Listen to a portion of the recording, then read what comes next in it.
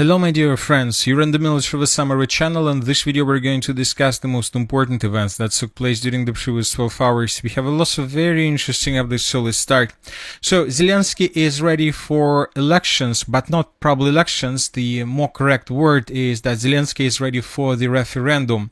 So what kind of referendum we're talking about? So according to information we have, Zelensky is still against the peace agreement clause on the withdrawal of the armed forces of Ukraine from the entire territory of Donbass.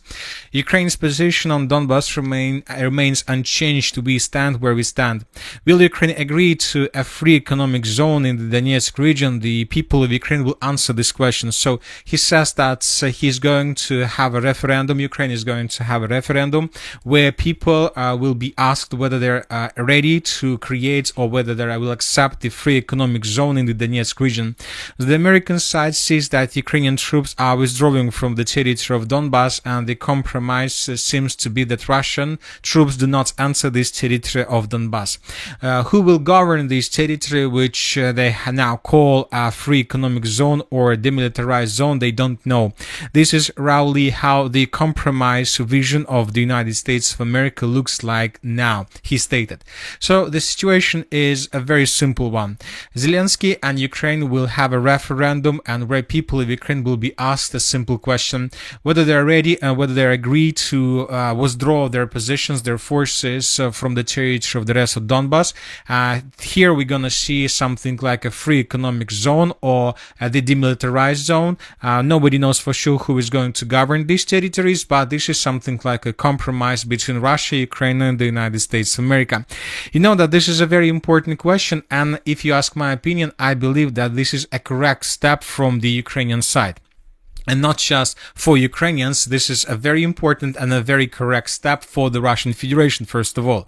Because you know that the Russian Federation, the President of the United States of America, several days ago demanded that Ukraine and Zelensky, that Ukraine should have new elections where people of Ukraine will elect the new President of Ukraine.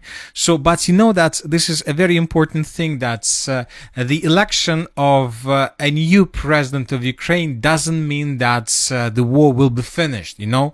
So there are no guarantees that if a new president is being elected, that the war in this case will be finished. Probably this can mean completely opposite. For example, if the former chief of the general staff or commander-in-chief of the armed forces of Ukraine, Zaluzhny, is being elected, this can lead to the prolongation of the war with the Russian Federation. Or, for example, if Syrsky is being elected as a president of Ukraine, this will also lead to the same situation, that the war between Russia and Ukraine will be continued. So that is why for the Russians, before making all elections, before making any energy truce, before making any, ceasefire along the line of combat contact for preparation before the beginning of these president elections, it's better for the Russian side to understand whether the Ukrainians themselves are ready for truce, are ready to settle the conflict peacefully, if the Ukrainians themselves are ready to accept the reality.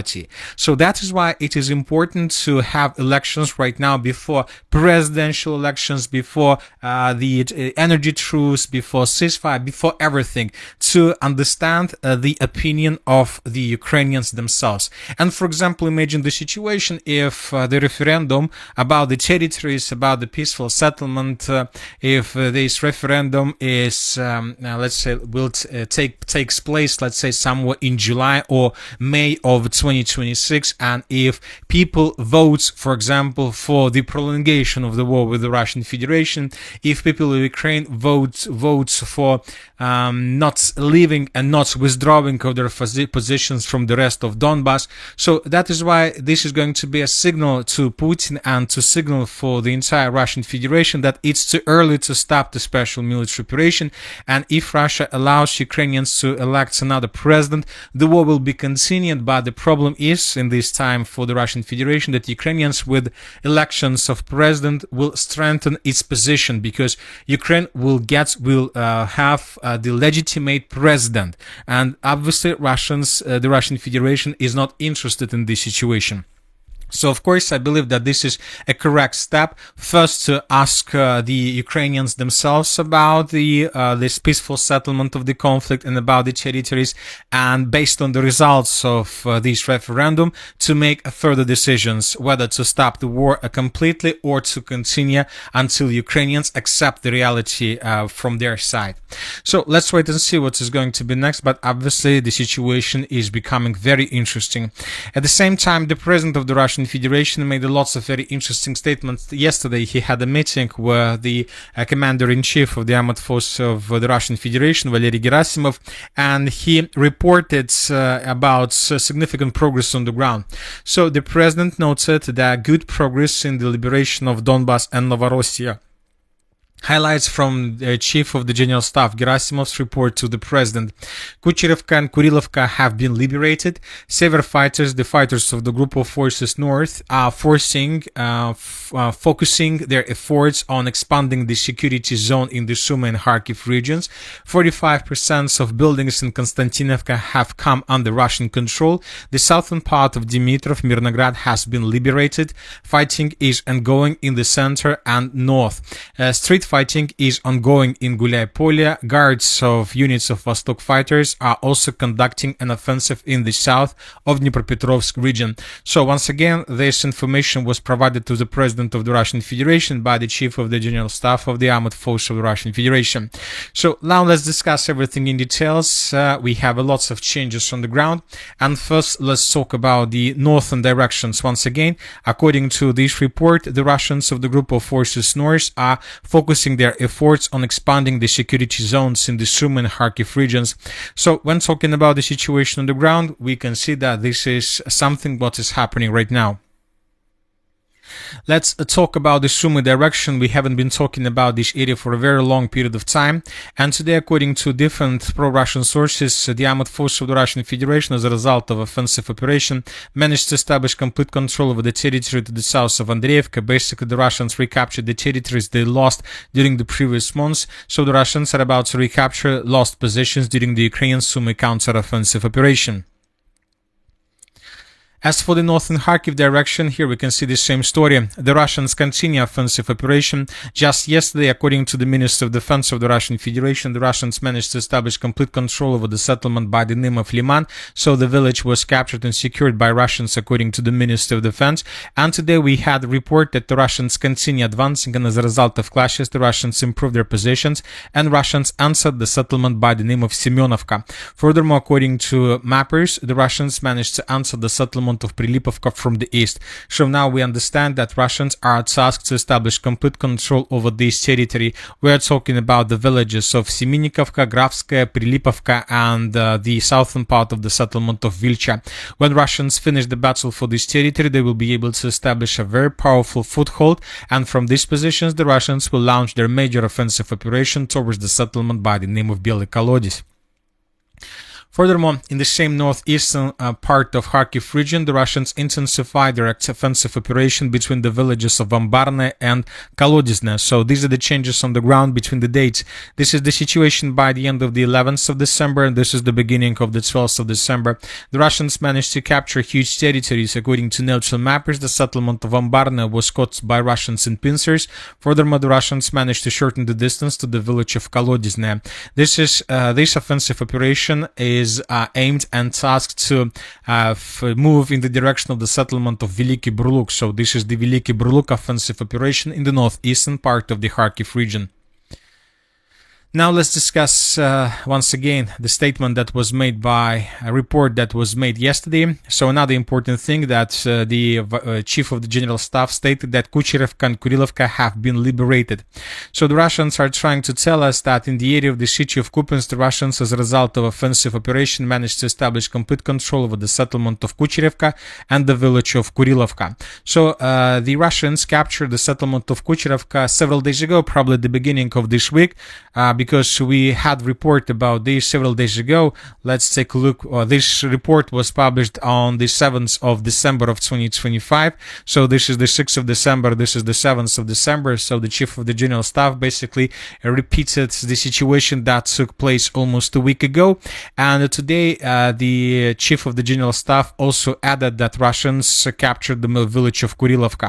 So these are the changes between the dates. So as of now, we don't know for sure where is the line of combat contact. So basically, we adjusted the settlement of Kurilovka according to the borders, original borders of the settlement that you can find in the open source. So the Russians continue advancing further in the southern direction of the city of Kupiansk. The Russians continue counterattacks in the Zaskolye micro-district, and the battles, the clashes, the offensives from many directions are moving toward the settlement of Kupiansk-Uzlovoy. Ukrainians are trying, they continue trying to stabilize the situation by bringing additional reinforcements and reserves, but everything that answers the Oskol River zone destroyed by Russians very fast. Now let's move further and let's discuss the situation in the Siversk direction, or it's correct to say that this is already the Slovyansk direction. During the previous 48 hours, the map has been adjusted significantly. So this is the situation in this area by the end of the 6th of December of 2025. And this is basically the last days. This is the beginning of the last days for the Ukrainian contingent on the territory of the city of Siversk itself. The Russians improved their positions for the previous weeks significantly. Right now in front of your screens you can see how the map was changed during this period of time, and this is the situation by the 10th. This is the 11th of December of 2025 when Russians already published a video with dozens of flags through the settlement of Kupiansk, mainly in its central and eastern parts. This video was published somewhere at 2 p.m. of the Ukrainian time, and during this video lots of flags were published, but not all of them were geolocated. So that is why yesterday we discussed that we colored just the part of the city of Siversk, and we kept the central and the western parts as a gray zone, and the territory and the complete control of the armed forces of Ukraine. But during the meeting between Putin and the Chief of the General Staff, another video was published. Few more videos were published, and here we can see another video 10 minutes and 14 seconds where we can see another batch of episodes how Russians were raising their flags through the western and the central parts of the city of Siversk. So based on this video, we came to the conclusion that the city of Siversk indeed was completely captured by the armed forces of the Russian Federation, and we have adjusted the map completely. Furthermore, the Russians managed to capture the city of Siversk. We have no doubts about this. The Ukrainians were forced to fall back in the western direction, and later in the evening of the 11th of December, another video was published, this one, and here we can see how Ukrainians of the 54th Mechanized Brigade were attacking Russians in the fields in the vicinity of the settlement by the name of Sviatopokrovskaya. So one of the episodes of those attacks took place exactly on the intersection of these three lines. So based on this video, we also adjusted this part. So the Russians captured the city of Siversk, and the most important is that the Russians began advancing further in the western direction. We see that the Russians are moving very fast. We believe that Russians will be able to take most of these territories between the settlements of Ozerное, Zakitne, Platonovka, Siversk, and Sviatopokrovskaya, Kuzminovka, Zvanovka, so everything along this red line. Probably in coming days, we are not talking about months, we're talking about just maybe from 5 to 10 days, and everything along this red line would be captured by the armed forces of the Russian Federation. So as we discussed, this is already the beginning of the Slovyansk offensive operation. Of course, this attack and this progress could be postponed by Russians only in case if they decide first to capture the settlement of Liman.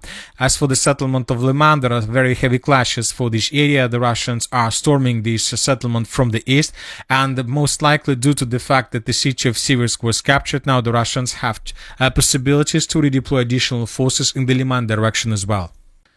So in this video, for example, we can see how Russians were bombing and attacking the city of Liman with aviation, with FAPs, trying to reduce the settlement to ruins and to prepare the city before the beginning of the ground operation. As for the city of Mirnograd, during the previous 12 hours, nothing has been published from this area. We believe that the situation here is also coming to its logical end, and we believe that in coming hours and maybe in coming days, the city of Mirnograd would be captured by the armed forces of the Russian Federation as well. Before moving further, another important statement is that according to the Chief of the General Staff, by the beginning of the 12th of December of 2025, the Russians captured around 45% of the city of Konstantinovka. So as for the current situation, the Russians control just probably around 10%. So if the information about 45% is correct, this means that the line of combat contact most likely goes somewhere along this red line, and everything to the east and to the left, basically, or to the right of this red line is already under complete control of the armed forces of the Russian Federation. Of course, we are waiting for geolocations to confirm this, but 45% of the city of Konstantinovka is a very big number. As for Guliai-Polya, the Minister of Defense and the Chief of the General Staff confirmed that the clashes are taking place on the territory of the city. The Russians are breaking through Ukrainian defense in the central part, and for example, today several pro-Russian sources stated that Ukrainian defense in the central part of the city collapsed completely. The Russians managed to establish control over the main hospital of the city of Guliai-Polya, and that the Russians continue advancing. Based on this report, we can make a conclusion that probably 10 days left before the Russians establish complete control over the territory of the city. So as you can see, the situation is very difficult, and as the President of the Russian Federation stated that Russia can get everything they want with the military means if Ukraine doesn't accept the diplomatic means. So that is why the Russians continue offensive. So that is why Ukraine needs to find a solution how to stabilize the situation. And for example, today we got report that this Saturday representatives from Ukraine, the US, and Europe will meet on Saturday to discuss a peace plan. According to Axios, basically they will meet to understand how to save the situation, how to rescue the current situation, and to force the Russians to stop or at least to slow down. But we understand that Russia will not accept, the Russians will continue. Kiev agrees to withdrawal of the Ukrainian armed forces and the creation of the buffer zone in Donbass, according to Le Monde. At the same time, Ukrainian authorities believe the withdrawal of both Ukrainian and Russian troops on both sides of the current front line is necessary. With downcast eyes and a trembling voice, German Chancellor Friedrich Merz acknowledged on Thursday, December 11th, that Ukraine is now ready to accept the territorial concessions. According to the publication, the withdrawal of the Ukrainian armed forces from Donbass is included in the peace plan Zelensky presented to Trump. So tomorrow on Saturday, there's going to be a meeting between Zelensky, United Kingdom, France, and Germany, and the President of the United States of America made a very interesting statement about this.